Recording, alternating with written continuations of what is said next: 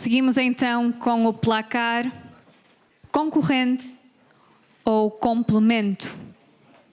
Chamo para isso ao palco, para ser o nosso moderador, Oscar Gaspar, presidente da Associação Portuguesa de Hospitalização Privada.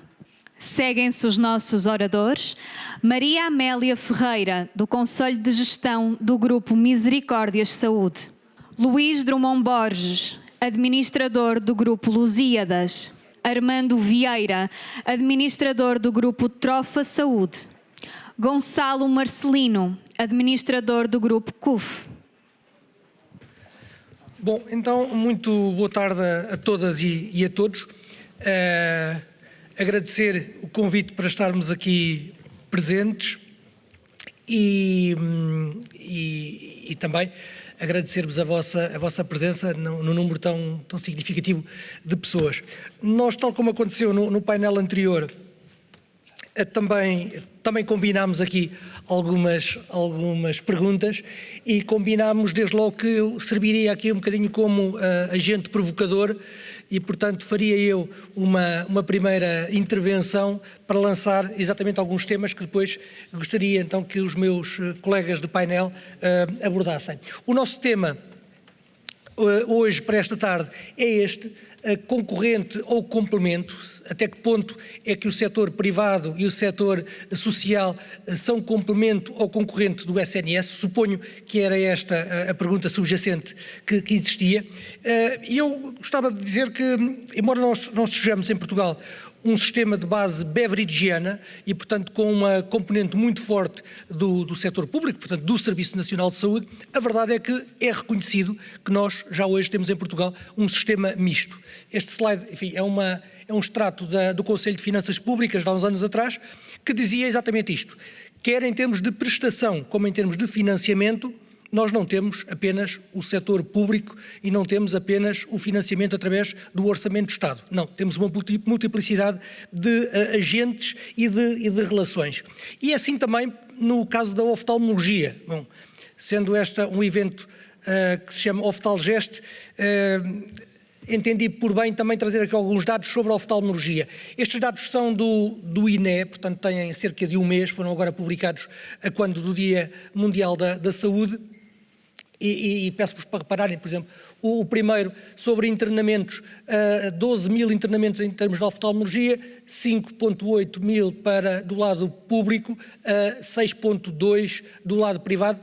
Aqui o INE coloca do lado público também as PPPs, como sabem, os hospitais PPPs são hospitais do SNS, e coloca do lado privado também o setor social, entendendo que é privado, seja lucrativo ou não lucrativo. Do lado das consultas médicas, quase 1.700.000 consultas de especialidade de oftalmologia, das quais 990 nos hospitais do SNS e 696 nos hospitais privados ou do setor social. E se olharmos para as cirurgias, os números são estes: em 285 mil cirurgias de oftalmologia, 220 do público, 65 mil no privado, e no caso dos atos complementares de diagnóstico na área da oftalmologia, do total de cerca de 1.400.000 atos, o privado faz cerca de 410 mil. Portanto, como sabem, enfim, tão bem ou melhor do que eu, também na oftalmologia, como nas diversas áreas, temos de facto o público, e o público é predominante, mas temos uma realidade que vai além do público. E esta conclusão implica depois um indicador que penaliza Portugal em termos de análise internacional, que é o chamado out of pocket, não é? Portanto, quanto é que os cidadãos têm que gastar, despender do seu bolso quando quando a prestação de cuidados de saúde ou quando adquirem medicamentos ou o que quer que seja. E, de facto, nós temos este indicador a arrasar os 30%. Ao contrário de países como uma Alemanha, uma Holanda, uma França, em que temos um out of pocket da ordem entre os 10% e os 13%, a verdade é que Portugal compara mal e, portanto, temos um esforço financeiro da parte dos cidadãos que é bastante significativo. enfim, este slide diz onde é que as pessoas gastam o dinheiro. Em primeiro lugar, o ambulatório, portanto, consultas de ambulatório. Em segundo lugar, os medicamentos, portanto, a parte não comparticipada dos medicamentos. E, em terceiro lugar, então, os hospitais privados. E há aqui uma outra realidade que é determinante para percebermos esta ideia de termos um sistema de saúde que é misto. E o número é este. Nós temos, neste momento, cerca de 50% da população portuguesa que tem uma segunda cobertura de saúde. Portanto, todos nós, enquanto cidadãos portugueses, temos o SNS, temos direito ao SNS, e já agora à parte, e o nosso SNS é bastante generoso e até vai bastante além dos nacionais e dos residentes, mas para além disso, nós aqui no país temos 5 milhões de pessoas que têm uma segunda ou até uma terceira cobertura de saúde. Nós não conseguimos ver quem é que tem mais do que duas, mas que há 5 milhões de pessoas com uma segunda cobertura, há. Dos quais 3.271.000 portugueses têm um seguro privado de saúde. Estes dados são de setembro do ano passado e são da Associação Portuguesa de Seguradores. E depois temos cerca de 1,5 milhão de pessoas que têm um subsistema público de saúde, entre os quais, enfim, o maior de longe é a ADSE, com cerca de 1.300.000 pessoas. Ou seja, temos aqui um número muito significativo de portugueses, diria 50% da população portuguesa, que tem um acesso facilitado, mais direto, a cuidados de saúde que não são os do SNS, que são os hospitais privados ou são os hospitais do setor social. Não vos queria fazer perder muito tempo, só aqui, deixem-me passar a expressão, a vender o meu peixe. Como é que nós, hospitais privados, estamos neste momento? Qual é o nosso nível de atividade? Estes dados são dados recolhidos pela Associação Portuguesa de Hospitalização Privada, portanto não são dados oficiais, são dados recolhidos por nós, mas penso que dão uma ideia da dimensão da atividade e da sua evolução recente, passados ali aqueles anos muito atípicos de 2020, 2021. E, portanto, nós temos qualquer coisa como 8 milhões de consultas de especialidade por ano. Tivemos um aumento de diárias da ordem dos 20%, tivemos aqui um efeito das urgências também muito significativo, as urgências subiram 37% entre 2021 e 2022, só uma à parte. Como sabem, as urgências, quer nos hospitais públicos como nos hospitais privados, em 2021 não recuperaram para um nível pré-pandemia. Ao contrário do que aconteceu em outros atos, nomeadamente cirurgias e consultas, no caso das urgências, fica a ideia que os portugueses, de facto, tiveram receio ou se inibiram de ir tanto às urgências em 2021 e, portanto, o nível em 21 foi muito baixo. Em 22 não, em 22 recuperou-se aqui uma certa dinâmica, quer nos hospitais privados como nos hospitais do SNS, e no nosso caso concreto o número é este, crescemos 37%. Já agora também uma nota sobre os partos. Os partos têm vindo a crescer e fizemos qualquer coisa como 13 mil partos o ano passado, e no painel anterior falava-se de diferentes condições no público e o privado.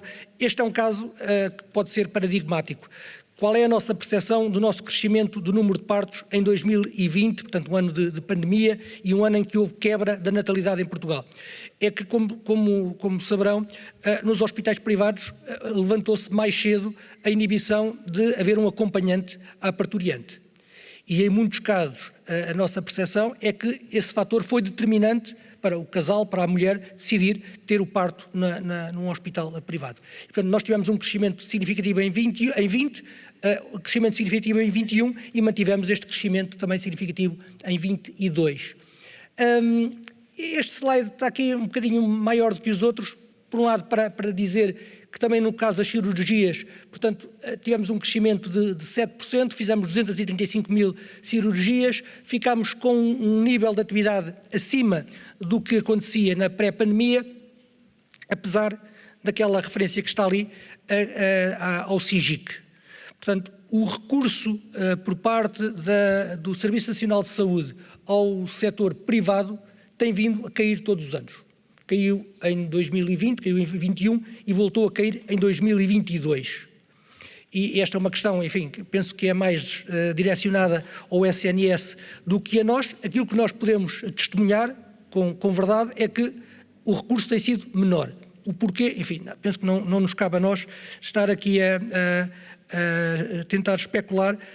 É verdade que tem havido internalização de muitas cirurgias por parte do SNS, mas enfim, o último dado conhecido, penso que há cerca de 15 dias, é que no final do ano passado havia mais de 585 mil pessoas em fila de espera cirúrgica e, portanto, sem uma resposta adequada e ultrapassando os tempos máximos de resposta garantidos. Terminar a provocação nesta parte com este slide. Costuma-se dizer que uma imagem vale mais do que 1000 palavras. Esta imagem é do público desta semana, terça-feira, penso eu, do público desta semana, em que se fala da politização da saúde e depois se brinca, quando a pessoa tem que ir tratar do problema da perna, se a perna é da direita ou da esquerda. E aqui neste âmbito, enfim, podia ser se o olho é da direita ou é da esquerda. Eu acho que este Bartune é elucidativo da irracionalidade de algumas das discussões que temos. Todos perceberão que o problema não é da esquerda nem é da direita. É um problema de discutirmos seriamente enquanto sociedade, enquanto comunidade, quais é que são as melhores respostas e, enfim, vermos quais é que são as capacidades que existem no país e entendermos sobre a melhor forma de proporcionar mais e melhores cuidados de saúde aos cidadãos. E com isto me calo, passaria então aqui para o painel.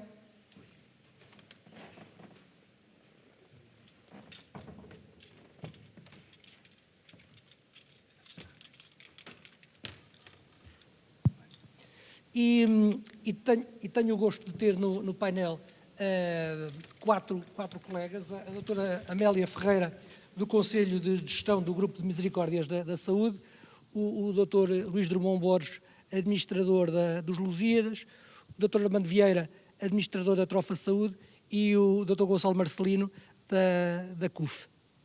E a pergunta que nós tínhamos para lançar neste momento era, em cada um dos casos, como é que comprovam esta ligação entre o público, o SNS e os hospitais, no caso das Misericórdias ou no caso dos hospitais privados, que tendência é que têm sentido e como é que tem sido a relação entre as entidades públicas e os hospitais?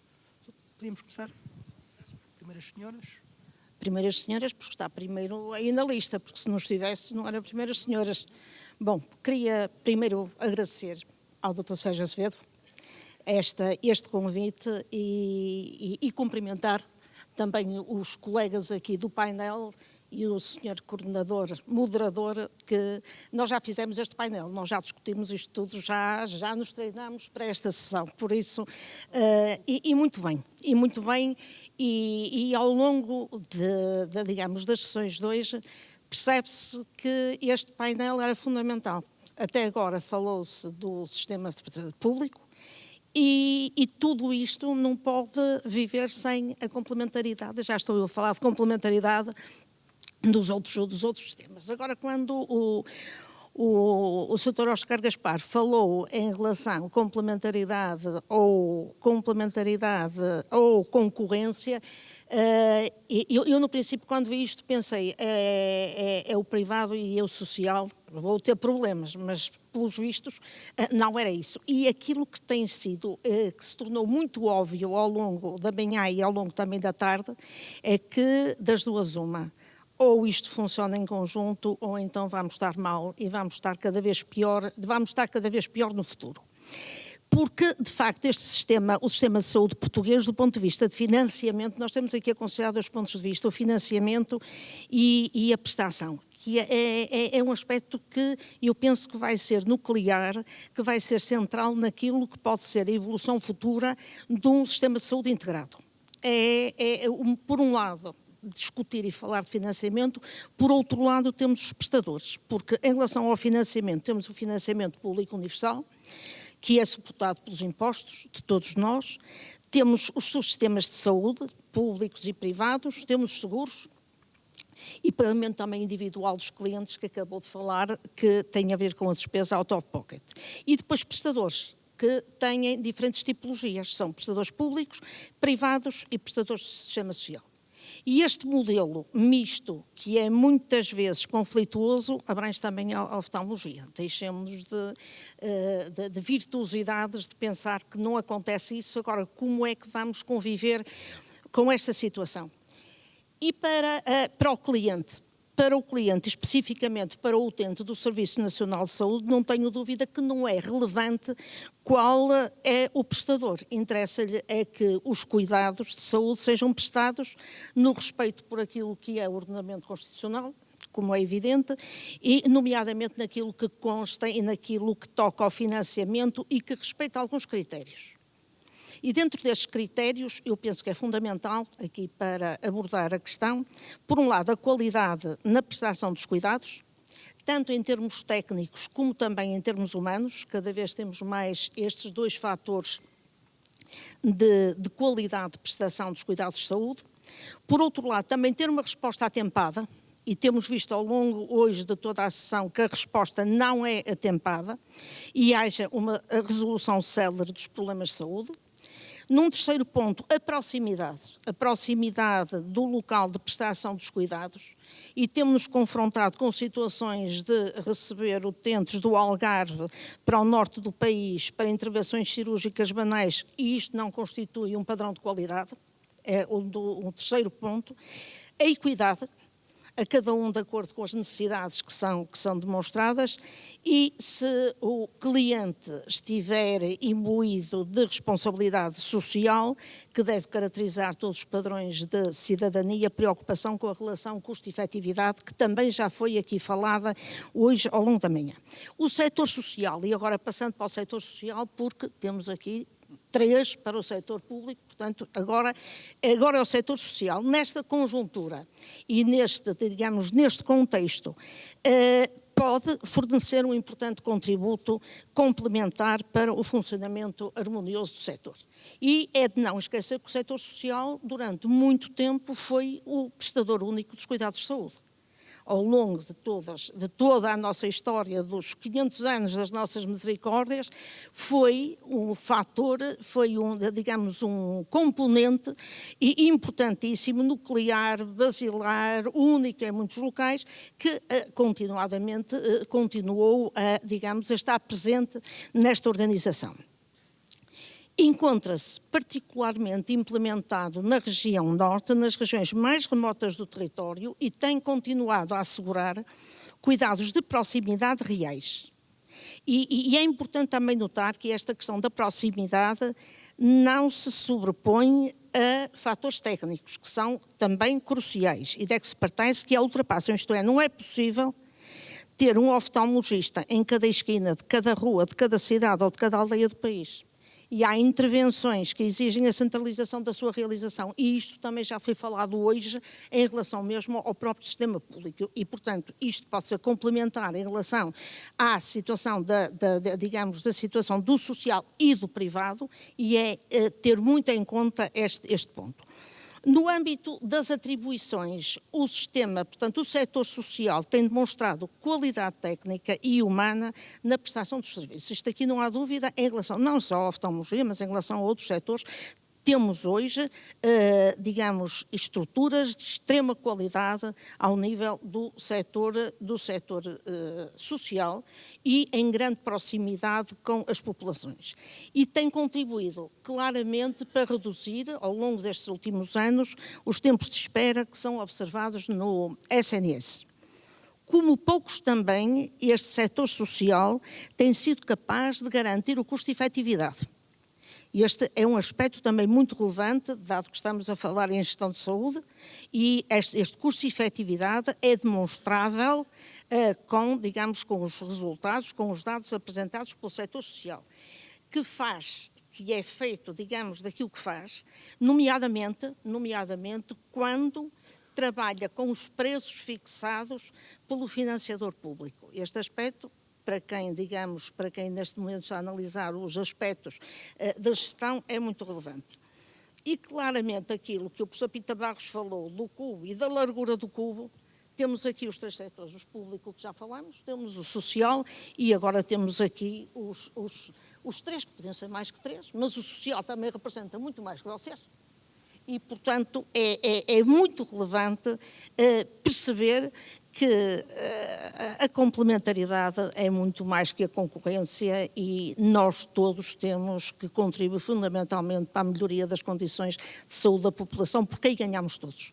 Deixamos de ser concorrentes e vamos ser claramente sinérgicos em relação àquilo que é um objetivo nacional de melhoria da qualidade de vida e de saúde da nossa população. Portanto, é esta posição do setor social relativamente a esta temática, que é extensível a outras áreas e não é só a oftalmologia.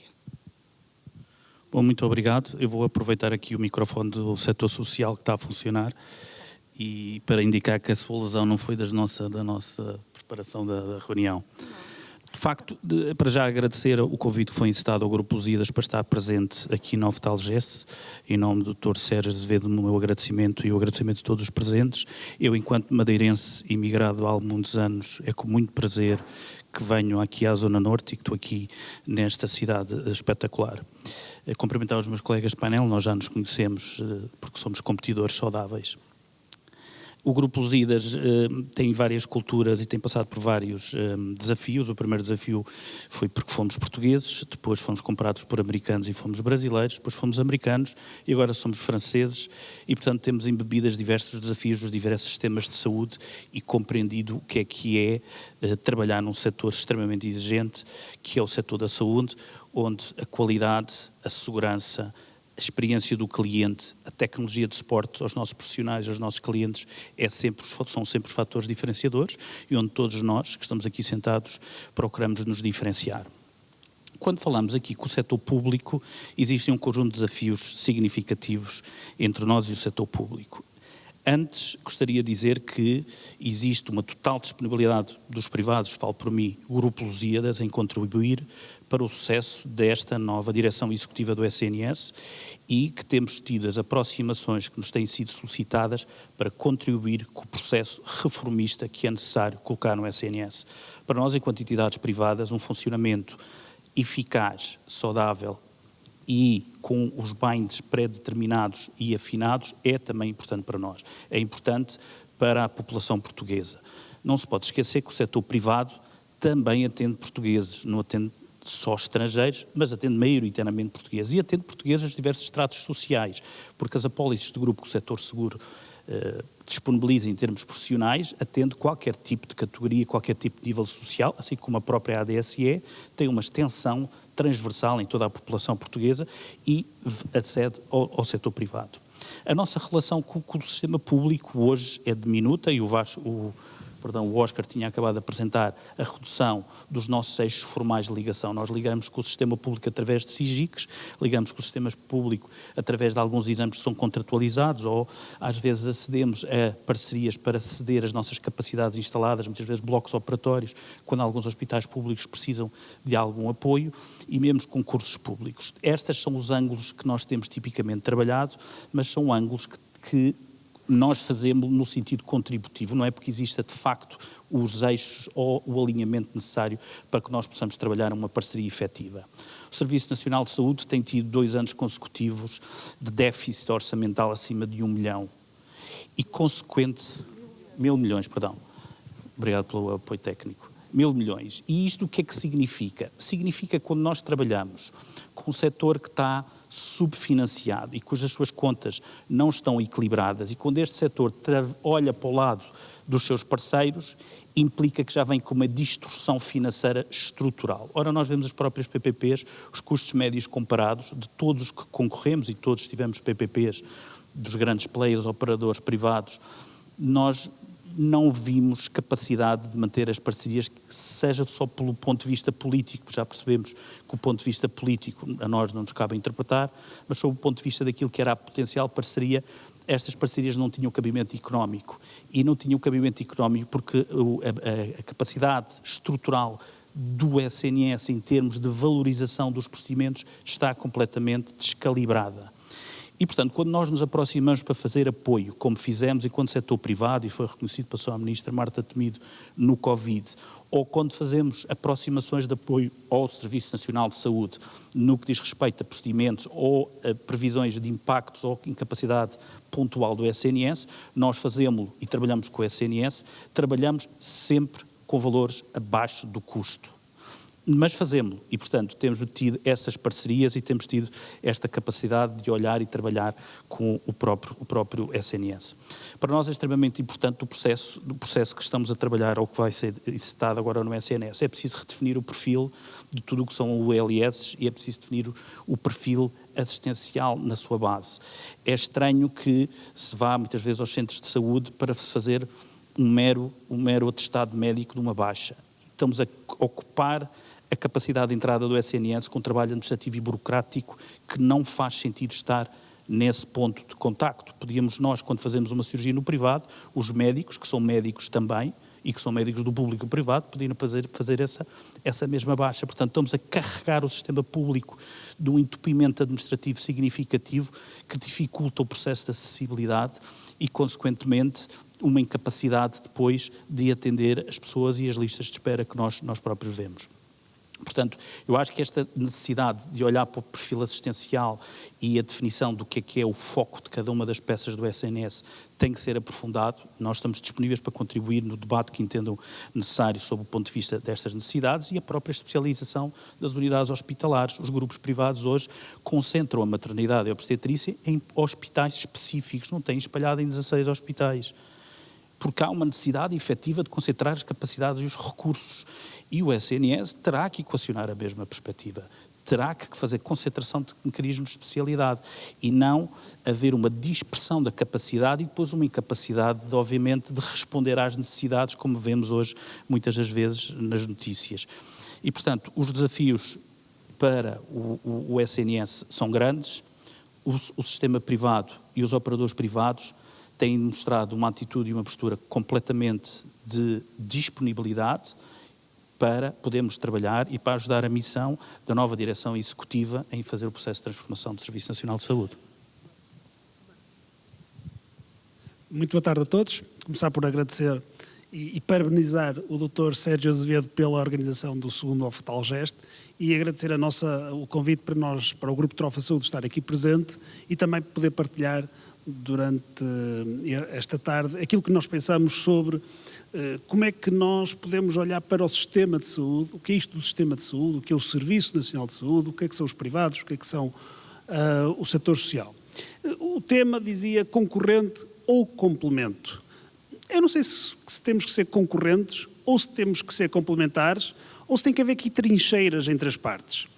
Aquilo que quando olhamos para o nosso sistema, aquilo que nós vemos é, de um lado, temos um conjunto de entidades financiadoras do sistema, desde logo o Ministério da Saúde, que financia esmagadoramente o SNS, mas temos outras entidades financeiras que participam neste sistema e que há um conjunto, do outro lado, de prestadores que servem aqueles que são as entidades financiadoras e que financiam o sistema. Aquilo que nós queremos dizer quando focamos e que não devemos ter trincheiras é que defendemos a liberdade de cada um de nós. Durante hoje o dia nós fomos percebendo, foi mais ou menos corrente por todos, de que nós temos grande afluência aos serviços de saúde do setor público e o setor público reclama que não tem recursos, nomeadamente médicos, e que lhe faltam ferramentas de gestão, porque as ferramentas de gestão dos privados genericamente são mais ágeis, permitem uma profundidade de gestão diferente daquela que é pública e portanto, muitas das dificuldades que se têm verificado na resposta àqueles que são os pedidos têm a ver com as ferramentas de gestão.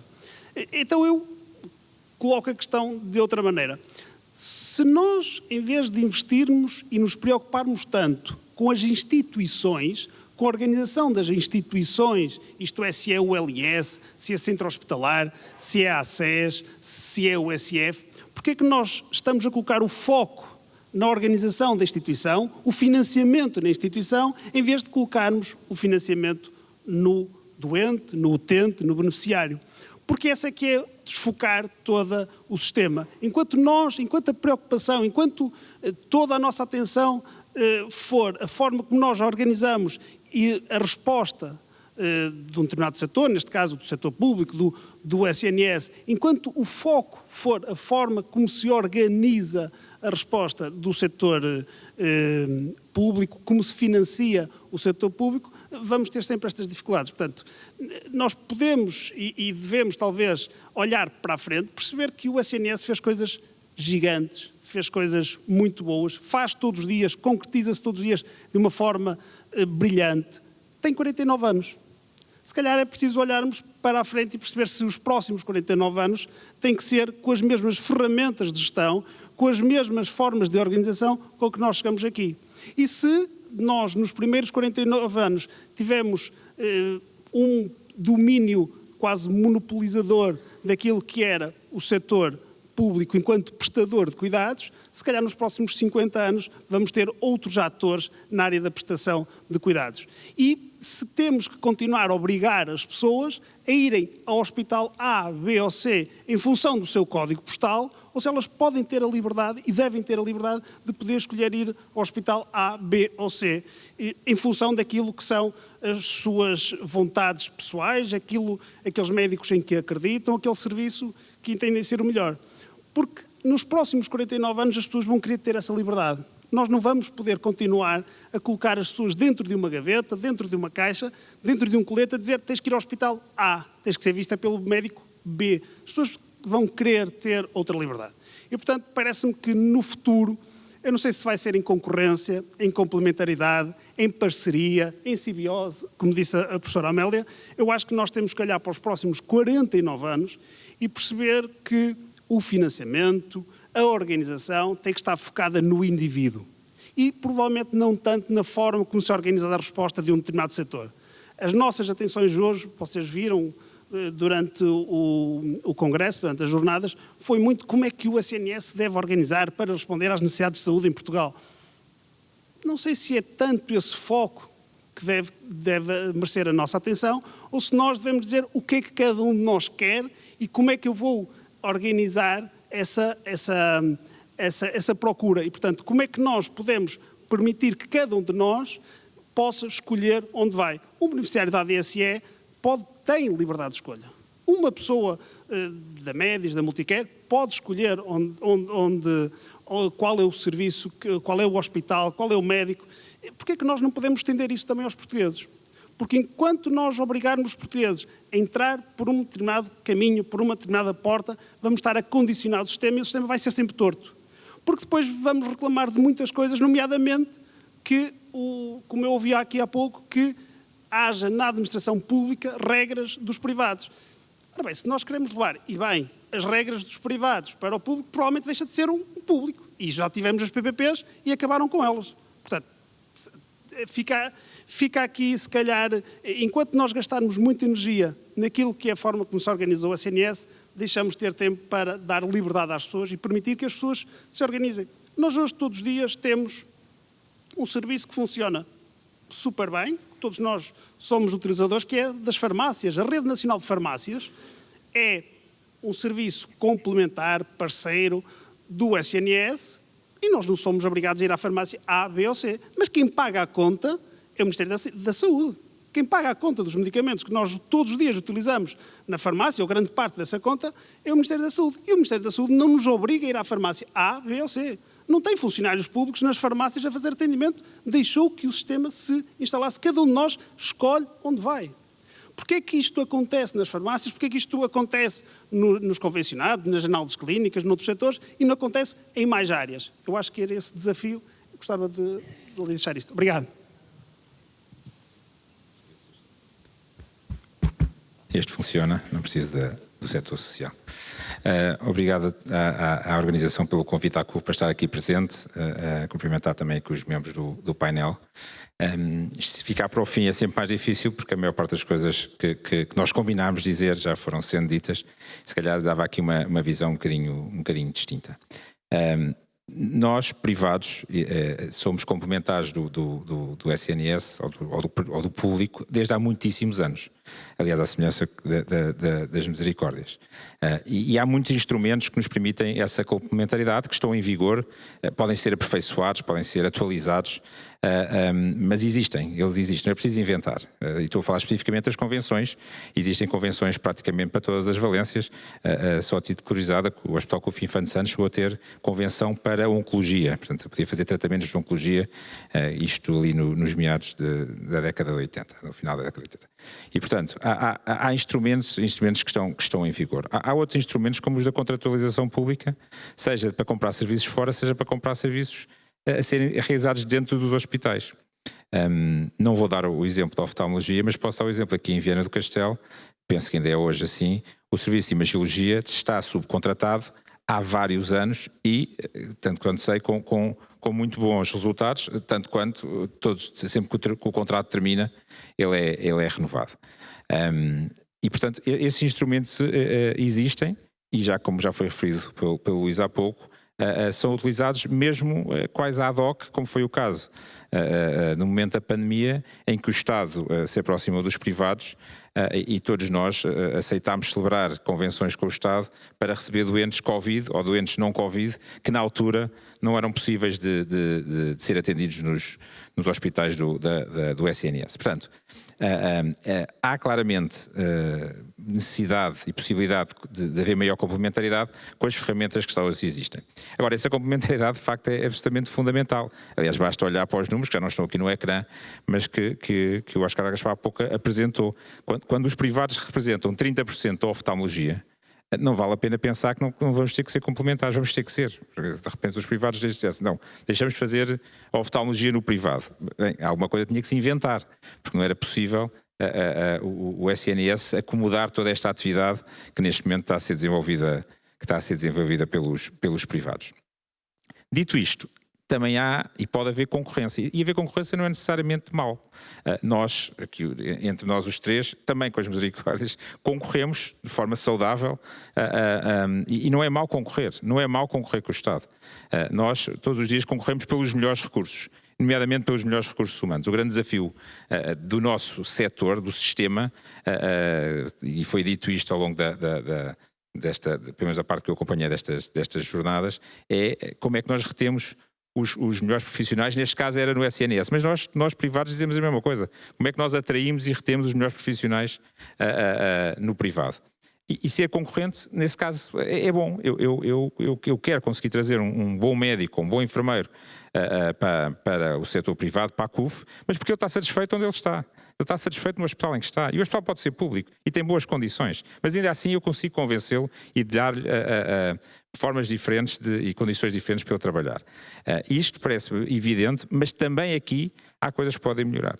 Das maiores dificuldades que os privados têm, pelo menos na experiência que nós temos na CUF, em convencer um médico a abraçar um projeto, e não escondo, a sair do SNS. Nós temos todos os dias conversas com médicos a dizer, dedique-se a nós, a dedicação exclusiva.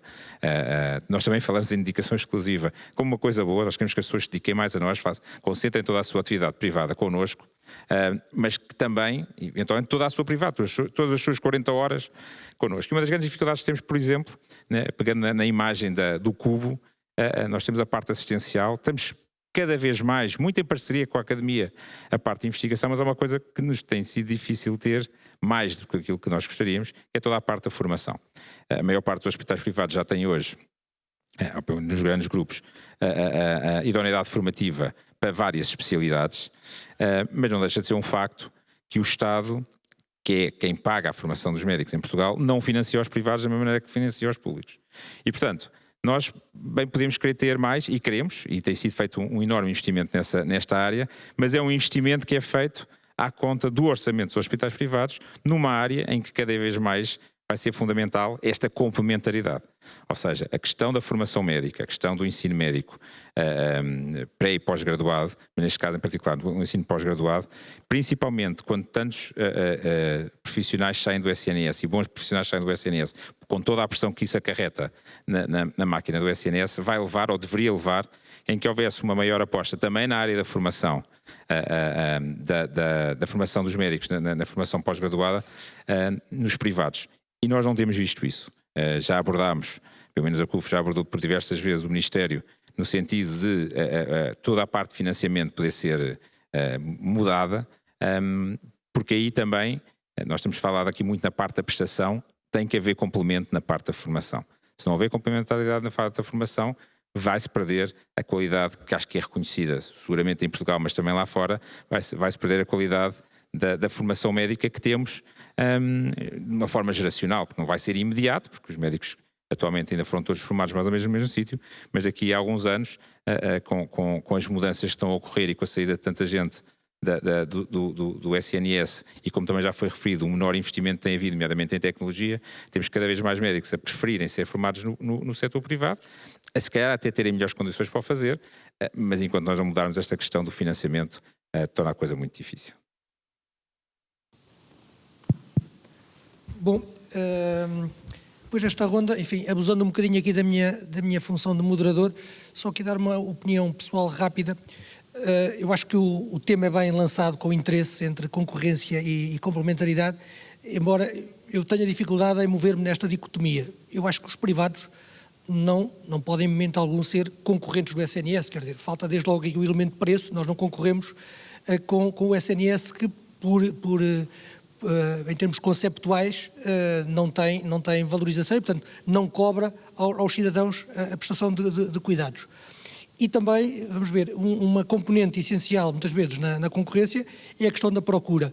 Ora, como bem sabem, o problema do SNS não é falta de procura. Não é? Eu não conheço nenhum hospital que se queixe de falta de procura. Os problemas são outros. Agora, é verdade que nós concorremos, como foi dito, por exemplo, em relação aos recursos humanos. Mas mesmo aí, às vezes, há alguns mitos.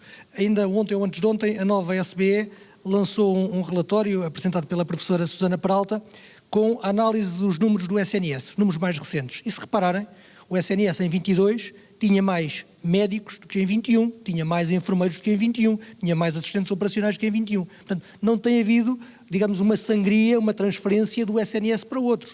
Portanto, o SNS tem mais recursos e tem mais atividade. Qual é o problema? É que a procura de cuidados de saúde é muito superior àquilo que tem sido o aumento da oferta. E em relação à questão da complementaridade, já foram aqui dados vários e bons exemplos. Aquilo que por vezes nós dizemos é a complementaridade não pode ser vista, deixem passar a expressão, como apenas um remendo quando é necessário. Falta agora aqui um bloco. Deixa-me ligar aqui para o grupo A ou para o grupo B a ver se alugam um bloco. Ou são precisos X médicos, vejam lá se durante o fim de semana conseguem aqui colocar. Isto não faz sentido. Todos percebem que se não houver planeamento estratégico, se nós não percebermos, e o nós é todos, entre o público, o privado e o social, se nós não percebermos qual é que é a orientação, quais é que são as necessidades, quais é que são os instrumentos contratuais que vão ser postos em prática, bom, então não é possível planear o que quer que seja e não é possível ganharmos eficiência. Agora, conforme também foi referido, hoje em dia, em 2023, o cidadão normal faz o circuito pelas diversas entidades. Vai a um centro de saúde, vai a um OSF, vai a um hospital de uma misericórdia, depois faz umas análises clínicas e tira umas radiografias e depois vai ter uma segunda opinião ao hospital privado. Isto é o dia-a-dia. E é impossível nós não compreendermos esta realidade. Hoje em dia há a relação entre os privados e a área social. Por exemplo, há misericórdias que têm acordos de gestão com hospitais privados. Évora, Cerveira, aqui no distrito de Viana do Castelo, Leiria e outros. E, portanto, aqui a questão que se coloca e nós temos pouco tempo e pedíamos 2 minutos a cada um, desta vez a começar pelo Gonçalo, como é que perspectivam esta relação no futuro? Onde é que era possível, de facto, nós aumentarmos a relação com o setor, com o SNS? Sendo certo que nós não nos caracterizamos por sermos complementares ao SNS, caracterizamos por ter atividade privada, mas até que ponto é que as estruturas que nós temos e a nossa forma de atuar poderia permitir ganhar a sustentabilidade para o SNS, para o sistema de saúde, articulando-nos de forma mais forte com o SNS. Gonçalo. Parece-me claro que essa articulação é obrigatória, não há volta a dar, isso acho que todos concordamos, temos inúmeros exemplos do mesmo. Há bocado o Luís disse uma coisa que se calhar passou um bocadinho despercebida, mas nós à data de hoje temos algo que nos leva às vezes a afastar-nos deste tipo de relações. Também foi mostrado ali há pouco no slide que o número de SIGICs feitos no setor privado diminuiu de forma significativa. Há de haver várias razões, como foi dito, mas vale a pena não esquecer que uma das razões também pode ser os privados querem fazer menos. Porquê? Porque toda a atualização de preços, que inclusivamente os hospitais do SNS foram feitos em 2022, em termos de financiamento, não se refletiram no SIGIC.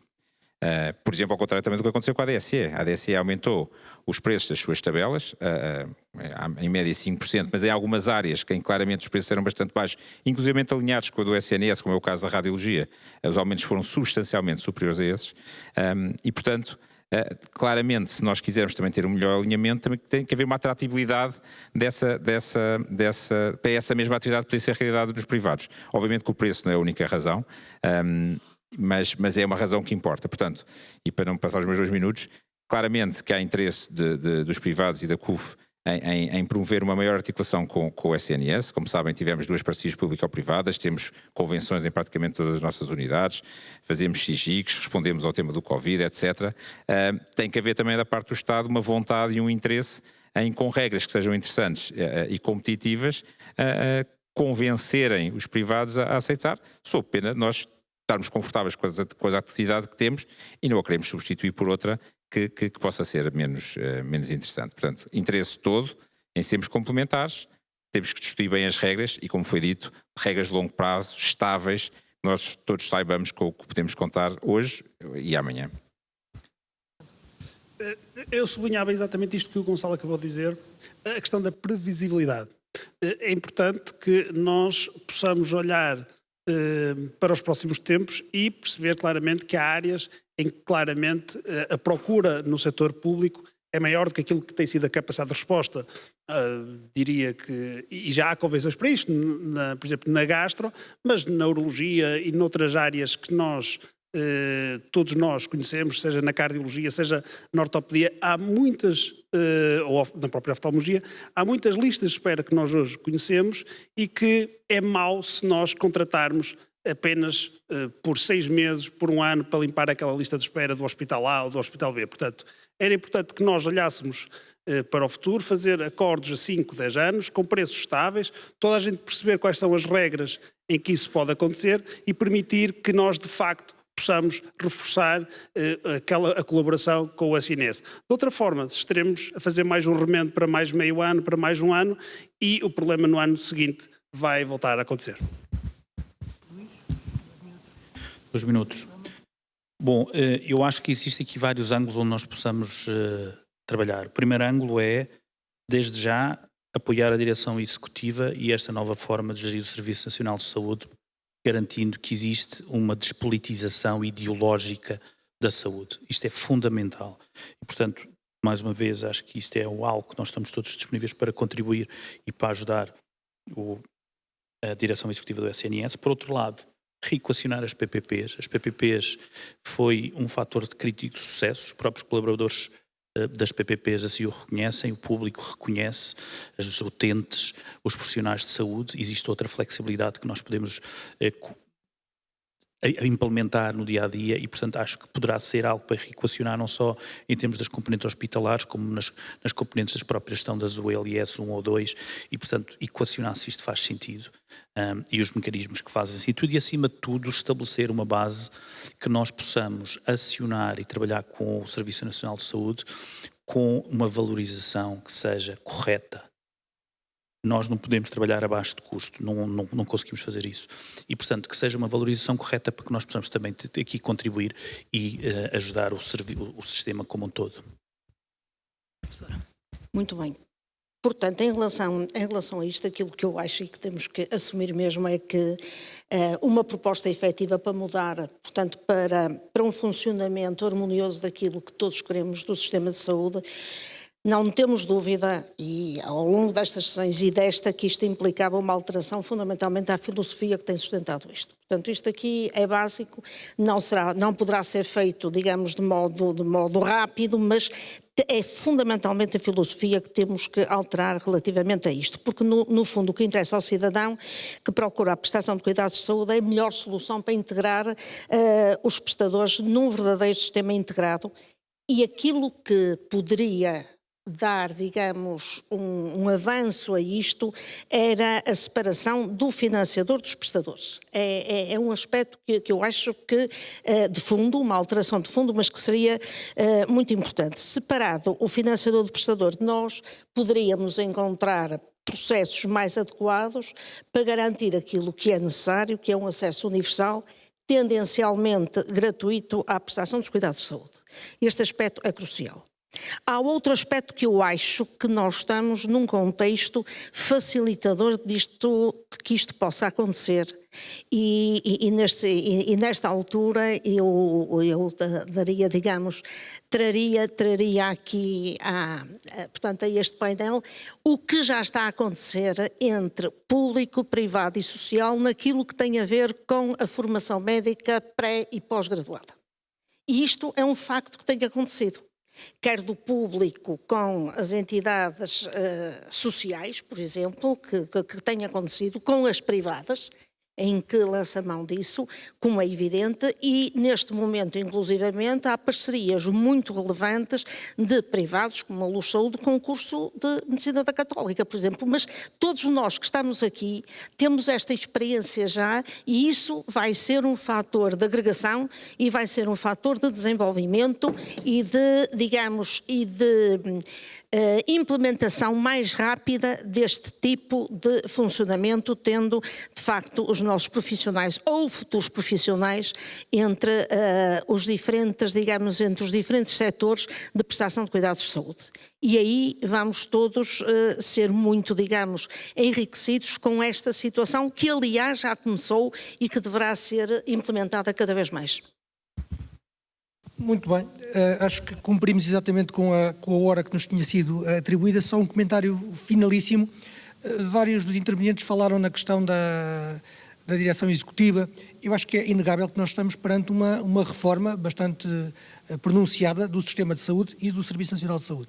Quando a professora falou da questão da distinção entre o pagador, o financiador e o prestador, estamos a falar, por exemplo, na relação que a direção executiva do SNS vai ter com a ACSS e até que ponto é que a ACSS não se vai constituir como uma verdadeira entidade contratualizadora do lado do Estado, seja com o SNS, com a direção executiva, seja com as misericórdias, ou seja com os privados. Porque há aqui um outro elemento fundamental que foi também aflorado, que tem a ver com os preços.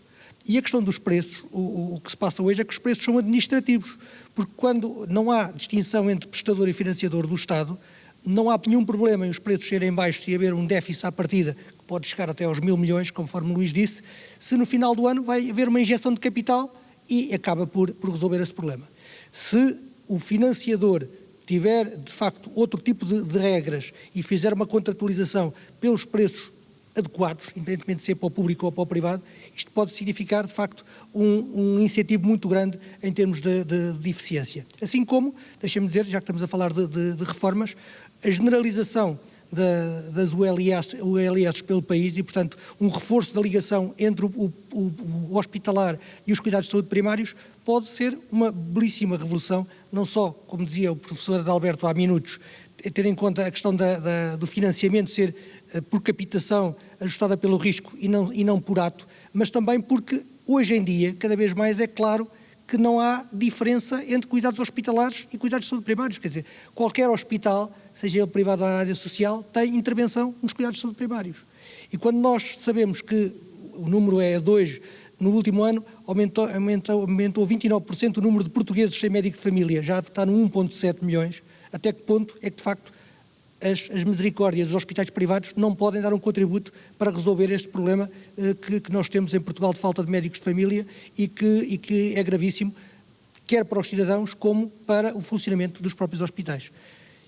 E, com a vossa licença, encerramos então este painel. Muito obrigado.